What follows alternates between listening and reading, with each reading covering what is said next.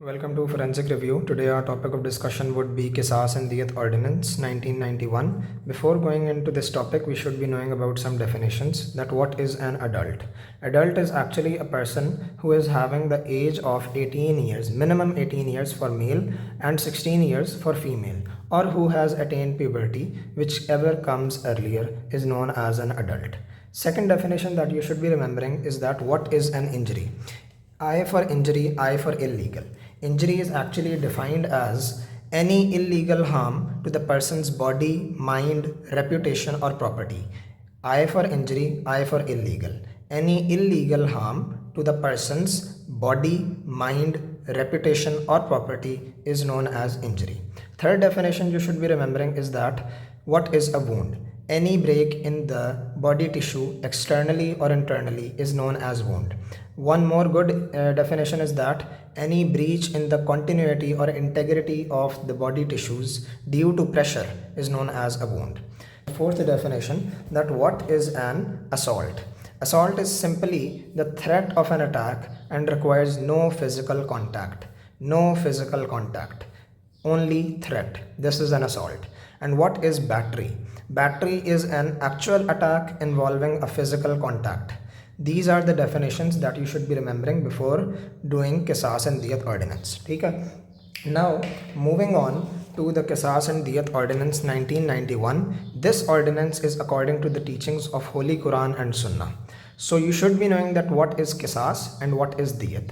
In simple words, I would just say कि Qisas जो है वो बदला है एंड दियत जो है वो उस नुकसान या बदला नहीं लेना चाह रहे, आप कंपनसेशन है. ठीक है, किसास ये होता है कि बदला लेना है, कान के बदले कान, आँख के बदले आँख.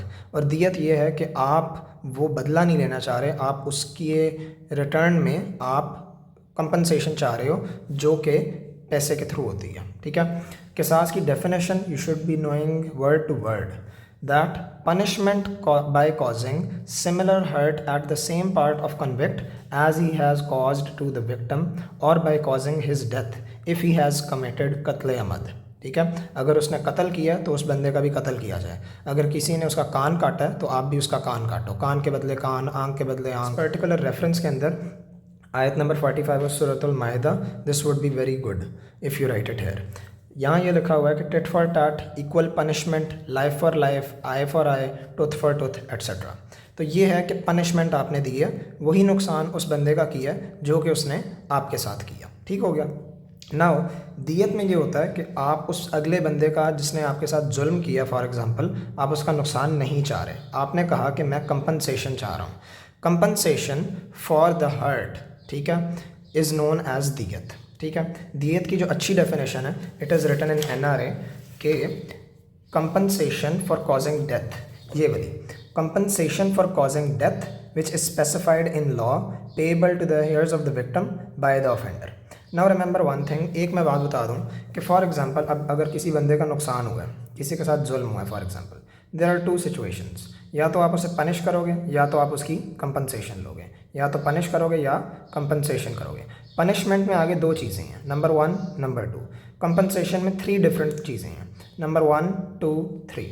एक हमने पढ़ ली पनिशमेंट के भाई किसास है, आँख के बदले आँख, जान के बदले जान, कान के बदले कान, total tit for tat equal punishment. ठीक है, और एक होती है ताज़ीर. ताज़ीर जो होती है वो ये है कि आपने पनिशमेंट देनी है, या तो फॉर एग्जांपल उसे इम्प्रिजनमेंट कर दिया, उसे जेल में बंद कर दिया, या विपिंग जिसे हम कहते हैं कोड़े मारना. ठीक है, ये होती है ताज़ीर. इसमें भी पनिश किया बट पनिशमेंट डिफरेंट है. ठीक है, और इसके अंदर सेम पनिशमेंट, यानी जो नुकसान हुआ वही हुआ. अब जो कंपनसेशन होती है उसमें 3 डिफरेंट केसेस हैं जो कि यहाँ लिखे हुए हैं बहुत अच्छे, दैट दिस इज़ अर्श, दिस इज़ दमन, दिस इज़ दियत. ये सारी कंपनसेशंस ही हैं. Compensation for causing hurt, compensation for causing hurt, compensation for causing death. D for दियत, डी फॉर डेथ. ठीक है, ये बात याद रखनी है. अब ये दो ऐसे लग रहा है कि सेम है but they are not the same. Number 1 differentiation point ये है कि this is the compensation for hurt. ये स्पेसिफाइड होता है लॉ में. लॉ में पहले ही लिखा हुआ है कि अगर ऐसा कुछ होगा तो इसके अकॉर्डिंगली ये कंपनसेशन देनी है. बट ये वाला जो दमन है, this is not under the law. ये स्पेसिफाइड नहीं होता लॉ में, this is determined by the court. जो भी अदालत फ़ैसला सुनाएगी उस वक्त जो कोर्ट फैसला करेगा कि कितनी कंपनसेशन देनी है, दिस इज़ नोन एज दमन। So the compensation for causing hurt specified in law होता है ये, और ये offender paid by the offender to the victim और हिज हेयर्स, उसके रिश्तेदारों को या जिसका नुकसान हुआ है उसे दिया जाता है, ठीक है। और इसके अंदर भी जिसका नुकसान हुआ होता है या उसके रिश्तेदार जो भी उसके करीबी हैं उन्हें ये कंपनसेशन दी जाती है, और ये डिटर्मिन होती है बाय द कोर्ट। बट जो दियत है वो कंपनसेशन है फॉर कॉजिंग डेथ। अब वो जो मर गया उसे तो नहीं कुछ मिल सकता, बट जो उसके करीबी घर वाले थे उन्हें कंपनसेशन मिलेगी, only to the heirs of the victim, right. ये चीज़ पता लग गई। 3 केसेस ऑफ कंपनसेशन ये पता होना चाहिए, अर्श, दमन, दियत। ये 2 हर्ट की कंपनसेशन है और ये डेथ की कंपनसेशन है, ठीक है। Now moving on, hurt. Hurt जो होती है वो क्या होती है? whoever causes PhD, IDI, pain, harm, disease, infirmity, disablement, injury to any organ or part of the body of a person without causing death, बस death included नहीं होती इसमें, is known as hurt. This is covered under the section 322, right. Hurt की आगे से different types हैं, 2 classification की basis हैं, अकॉर्डिंग टू किसास एंड दियत ordinance and on the basis of manner of infliction. ये ज़रा स्मॉल सी है, पहले से देख लेते हैं। On the basis of manner of इन्फ्लिक्शन जो है वो ये होता है कि बाय मींस ऑफ पॉइजन आपने हार्म किया है, हर्ट किया है, बाय मिस्टेक जिसे ख़ता कहते हैं, बाय नेग्लिजेंट एक्ट या बाय नेग्लिजेंट ड्राइविंग, ठीक हो गया। तो इसे हम कहते हैं on the basis of manner of इन्फ्लिक्शन, कि क्या मैनर था। और अकॉर्डिंग टू किसास एंड दियत ऑर्डिनेंस, ये बहुत इंपॉर्टेंट होती हैं, इतलाफ़ उज़्व, इतलाफ़ सलाहियत उज़्व, शज्जा, जुर एंड अदर हर्ट, ठीक है। इतलाफ़ उज़्व, उज़्व का मतलब होता है एनी बॉडी पार्ट, ठीक है। For example anatomical loss of some organ of the body, this all classification is better written in NRA, this table। ये देखो, इतलाफ़ उज़्व इज़ एक्चुअली एम्पूटेशन या severement ऑफ एनी लिम्ब और ऑर्गन ऑफ द बॉडी। कि for example उस बंदे के 2 कान थे, उस बंदे ने उसका कान ही काट दिया, ठीक है ना, तो वो टोटली ख़त्म कर दी उसने वो चीज़, एम्पूटेट कर दी, डिसमेंबरमेंट कर दी, severement कर दी ऑफ एनी लिम्ब और ऑर्गन ऑफ द बॉडी। टांग थी, पैर था, काट दिया उसने, ठीक है ना। तो क्या हुआ, इसे कहते हैं इतलाफ़ उज़्व, ठीक है। इतलाफ़ सलाहियत उज़्व ये होता है कि वो ऑर्गन तो उधर ही है, वो हाथ उधर ही है, बट अब वो हाथ हिलने के काबिल नहीं है, मीन्स कि उसका कुछ ऐसा डैमेज हुआ कि उसकी नर्व डैमेज होगी, as a result of which his hand is not working, ठीक है। तो इसे कहते हैं डिस्ट्रॉइंग और permanently impairing the functional capacity of an organ और पार्ट ऑफ द बॉडी, या परमानेंट डिसफिगरमेंट आपने कर दिया है। डिसफिगरमेंट से मीनिंग ये है कि आपने एसिड थ्रो कर दिया। यहाँ इसकी एग्जांपल अच्छी दी हुई है कि permanent functional loss of any organ of the body और permanent disfigurement. Loss of function ये है कि nerve supply of the limb is damaged, ठीक है। या डिसफिगरमेंट में ये आता है थ्रोइंग एसिड ऑन फेस, इसमें फेस भी उधर ही है, स्किन भी उधर ही है, बट प्रॉब्लम ये है कि अब एसिड फेंक के उसकी फेस की लुक ही टोटली डिफरेंट हो गई, डिसफिगरमेंट हो गई है। अब इतलाफ़ उज़्व हो या इतलाफ़ सलाहियत उज़्व हो, पनिशमेंट किसास है।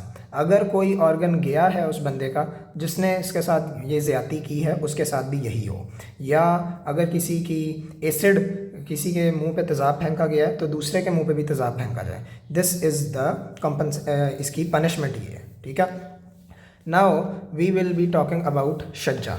शज्जा जो होता है वो एक्चुअली काफ़ी इंपॉर्टेंट है, तो इसमें ये जो ब्लू में है ये इसकी डेफिनेशन है जो कि बहुत इंपॉर्टेंट है। All injuries on the head and face which do not come under इतलाफ़ उज़्व, इतलाफ़ सलाहियत उज़्व। क्योंकि इतलाफ़ उज़्व में तो ये था ना कि कान था, कान टोटली ख़त्म कर दिया आपने, इसमें इस तरह का कुछ नहीं है, ठीक है ना, वो उसी के अंदर ही आता है। जो कि इसके अलावा हैं injuries of the head and face which do not come under इतलाफ़ उज़्व एंड इतलाफ़ सलाहियत इज़ नोन एज शज्जा। जो सबसे इंपॉर्टेंट बात होती है शज्जा की जो पता होनी चाहिए वो ये है कि neck is not covered under शज्जा। अगर वो कभी पूछ लें कि नेक किस कैटेगरी में आती है तो ये कभी नहीं कहना कि ये शज्जा में आती है। शज्जा में सिर्फ head and face, neck is totally different, ठीक है। शज्जा की आगे डिफरेंट टाइप्स हैं, शज्जा खफीफ़ा, शज्जा मोज़िया, शज्जा हाशिमा, शज्जा मुनक्किला, शज्जा अम्मा, शज्जा दामगा, ठीक है। कम हमाद, ठीक है, ये एक निमोनिक है क्योंकि अगर इस ऑर्डर से याद किया जाएगा तो इंजरी की इंटेंसिटी बढ़ा के याद हो जाएगा ये, ठीक है। ये यहाँ लिखा हुआ है, इतना अच्छा नहीं है, it is better to learn it from here, ठीक है। तो इसका निमोनिक पहले याद कर लो कि कम हमाद, के से खफीफ़ा, मोज़िया, हाशिमा, मुनक्किला, आम्मा, दामगा, ठीक हो गया। अब इसमें पहले मैंने बता दिया कि शज्जा असल में होता क्या, एनी इंजरी ऑन या hurt on the head and face, neck is not involved, ठीक है ना, इज़ नोन एज शज्जा। शज्जा खफीफ़ा में ये होता है कि आपने डैमेज किया, कोई इंजरी हुई है, स्किन कट गई है, मगर एक्सपोज नहीं हुई bone, without exposing of bone, इसे कहते हैं शज्जा खफीफ़ा। इसकी जो पनिशमेंट है वो 2 years जेल, ठीक है, इम्प्रिजनमेंट, 2 years ऑफ इम्प्रिजनमेंट। फिर आता है हमारे पास शज्जा मोज़िया। शज्जा मोज़िया में ये है कि बोन एक्सपोज हो गई है, इसमें बोन एक्सपोज नहीं थी, इसमें बोन भी एक्सपोज हो गई है मगर फ्रैक्चर नहीं हुआ। इसमें 5 years इम्प्रिजनमेंट, 5% दियत देनी होती है, ठीक है। एंड ऑल्सो वन थिंग जो मैं बताना भूल गया, दियत तो कंपनसेशन है, कितनी होती है कंपनसेशन, मिनिमम कंपनसेशन जो है वो 30 kgs and 630 grams of silver, इसकी जितनी भी वैल्यू होती है वो आप देख लो, तो ये इतना मिनिमम उस बंदे ने पे करना होता है, ठीक है। तो अब ये हो गया, तो 5% ऑफ दियत हमने देनी होती है शज्जा मोज़िया में। फिर आ जाता है हमारे पास शज्जा हाशिमा, कि बोन एक्सपोज हुई थी सिर्फ पहले, अब बोन फ्रैक्चर हो गई है। शज्जा हाशिमा में बोन फ्रैक्चर हो गई है मगर अभी डिसलोकेट नहीं हुई वो, 7 year इम्प्रिजनमेंट, 10% दियत। अब फ्रैक्चर भी हुई है मुनक्किला में बोन, शज्जा मुनक्किला में बोन फ्रैक्चर हो गई है और डिस्प्लेस भी हो गई है, डिसलोकेट भी हो गई है साथ, तो 10 years ऑफ इम्प्रिजनमेंट और 15% ऑफ दियत देनी है।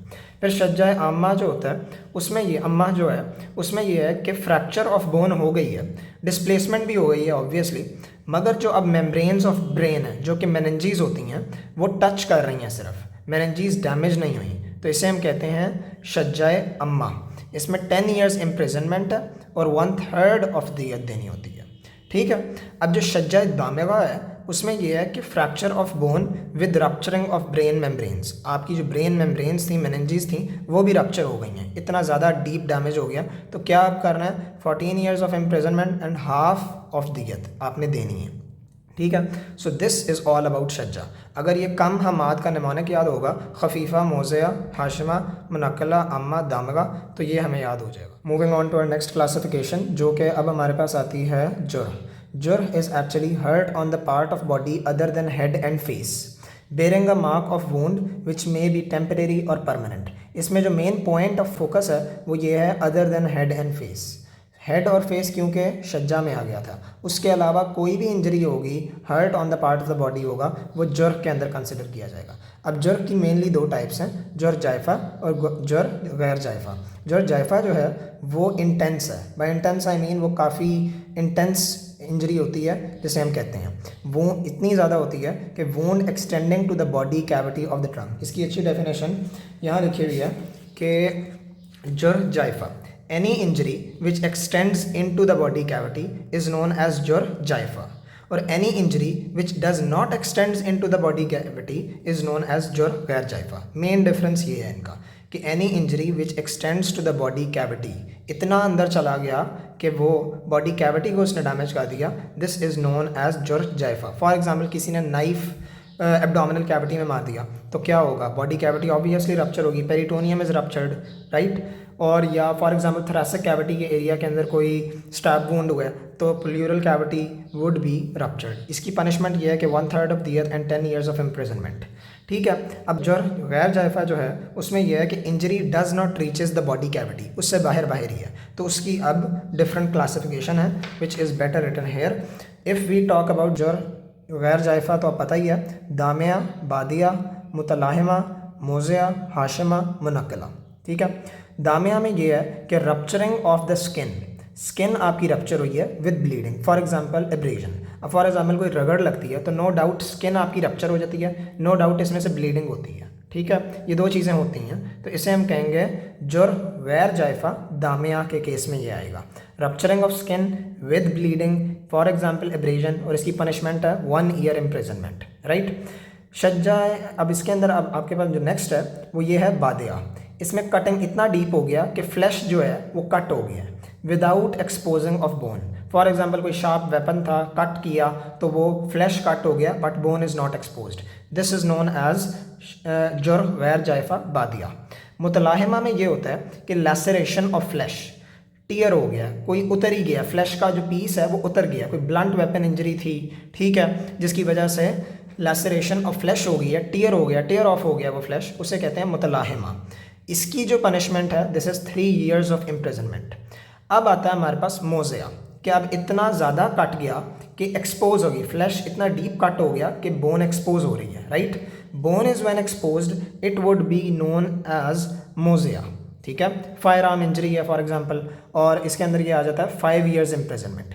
हाशिमा में फ्रैक्चर हुई है बोन, अब इतनी एक्सपोज तो हो गई, पहली इंटेंसिटी थी ना, सेकेंड डीप इंटेंसिटी ये आ रही है कि fracturing of bone without displacing it, इसमें 5 years इम्प्रिजनमेंट है। और जो मुनक्किला है वो fracturing of bone with its displacement, कि इतनी फ्रैक्चर होगी कि अब बोन डिस्प्लेस भी होगी। एक होता है क्रैक आना जो कि हाशिमा होगा, फ्रैक्चर हो गया नो डाउट, बट अगर वो बोन साथ साथ हिलने भी लग गई है, इतना ज़्यादा डीप फ्रैक्चर हो गया, तो उसे हम मुनक्किला कहेंगे, ठीक है। अब एक ज़रा पॉइंट ऑफ फोकस ये है कि यहाँ भी मोज़िया है, यहाँ भी मोज़िया है, यहाँ भी हाशिमा है, यहाँ भी हाशिमा है, यहाँ भी मुनक्किला है, यहाँ भी मुनक्किला है। And point of focus here is that meaning same ही है। यहाँ भी बोन एक्सपोज हुई थी विदाउट फ्रैक्चर, यहाँ भी बोन एक्सपोज हुई है विदाउट फ्रैक्चर, यहाँ भी फ्रैक्चर हुई है bone without displacement in case of हाशिमा, यहाँ भी fracture of bone without its displacement, यहाँ भी fracture of bone with displacement मुनक्किला में, यहाँ भी मुनक्किला में fracture of bone with displacement. बस डिफरेंस क्या है, वो हेड और फेस रिलेटेड था, ये हेड और फेस के अलावा कोई भी जगह होगी ये उस रिलेटेड है। So this is the thing that you must be remembering. Moving on, तो हमें पता लग गया कि इतलाफ़ उज़्व भी पता लग गया, इतलाफ़ सलाहियत उज़्व, शज्जा हैविंग फर्दर सब टाइप्स, जुर हैविंग मेन 2 types, गैर जायफ़ा हैविंग फर्दर सब टाइप्स, राइट। अब कुछ ऐसी इंजरीज होती हैं कि इतनी क्लासिफिकेशन ऑफ हर्ट हमने की है, लीगल क्लासिफिकेशन ऑफ हर्ट जो है, जो हमने बता दी है, वो इसके अंडर अगर नहीं आ रही, फिर भी कुछ ऐसी इंजरी आ गई है, तो उसे हम डील करते हैं under the section 337। That section 337 is very important.